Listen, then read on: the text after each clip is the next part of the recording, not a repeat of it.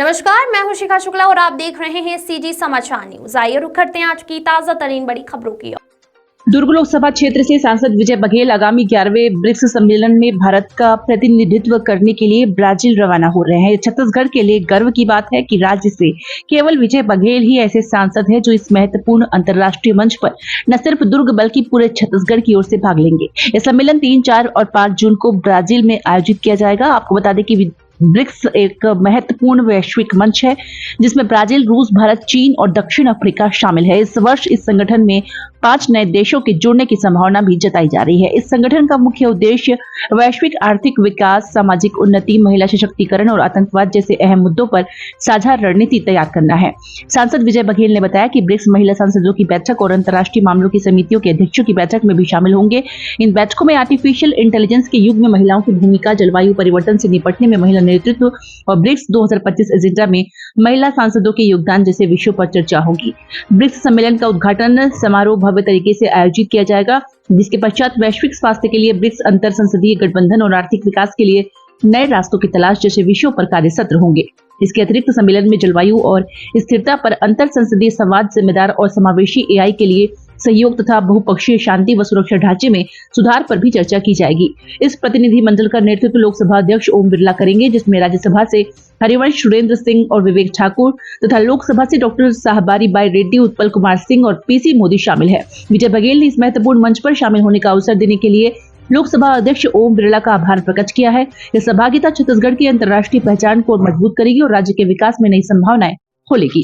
सम्मेलन में ब्राजील के ब्रासीलिया में जाने का अवसर मुझे 6 सदस्यीय जो सांसदों की टीम जा रही है उसमें जाने का अवसर मुझे मिला है और इसके लिए मैं अपने सम्माननीय लोकसभा अध्यक्ष माननीय ओम बिरला जी का बहुत बहुत आभारी हूं। उनको धन्यवाद देता हूं अपने क्षेत्रवासियों की ओर से।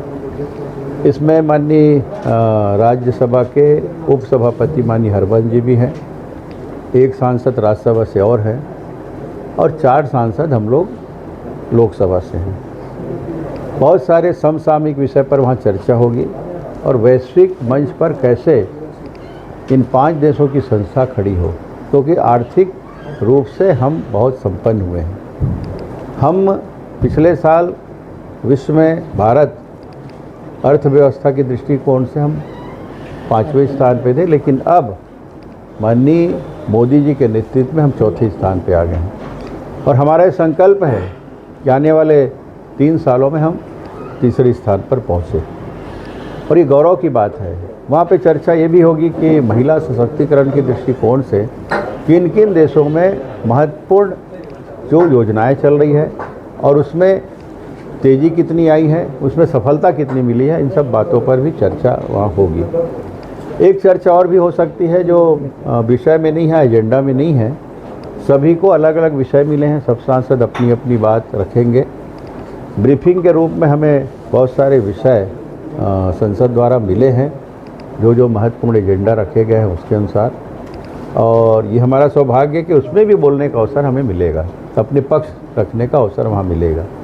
जब व्यावहारिक रूप से चर्चा होगी किसी चाय पे या नाश्ते पे या भोजन पे बैठेंगे तो अनेक चर्चाएं भी ऐसे हो सकती है। अभी जो ताज़ा आतंकवाद का मुद्दा जो पूरे विश्व में छाया हुआ है, जो आप लोग भी प्रमुखता से उसको ले रहे हैं, अंतर्राष्ट्रीय स्तर पे भी ये चर्चा हो रही है और कोई भी देश आतंकवाद की इस घृणित कार्य से अछूता नहीं है। कभी न कभी किसी तरह इसका खामियाजा भुगतना पड़ा है। भारत में ताज़ा ये घटना हुई है और उसका बदला बड़ी दृढ़ता से हमारे भारत में लिया है। हमारे यशस्वी प्रधानमंत्री जी जिस तरह देशवासियों को आह्वान किए वो फलीभूत हुआ है। हमारे सेना के जाबाज अधिकारियों द्वारा, जवानों द्वारा उसको पूर्ण किया गया, जिसमें 2 महिला अधिकारी थीं। ये भी हमारे लिए फख्र की बात है। आप देख रहे हैं सीजी समाचार, खबर पल पल की। चैनल को लाइक, सब्सक्राइब करना ना भूलें।